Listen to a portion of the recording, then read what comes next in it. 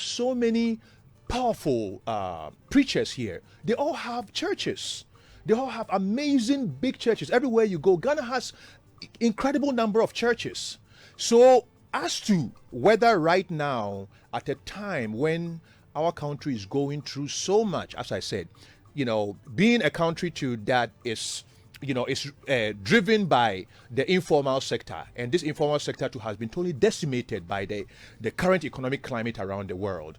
People are feeling the punch. So this is the time that I feel that our investment should go into being able to shore up the people to be able to find their footing so that they drive our economic way forward. So an idea like that at a time like this, I feel that it is very hard to sell that idea to the people. And at the same time too, we have to also know that once we say, okay, the government will go for support one aspect of our religious religious group in Ghana, then what of the Muslims? What of the traditionalists? What of, for the sake of our national unity. For the sake of inclusion. Yes, it's a sense basically. of inclusion. Yeah. And this is not to say that, because I don't like to get in the argument of whether a situation is good or bad. That's too simple. Right.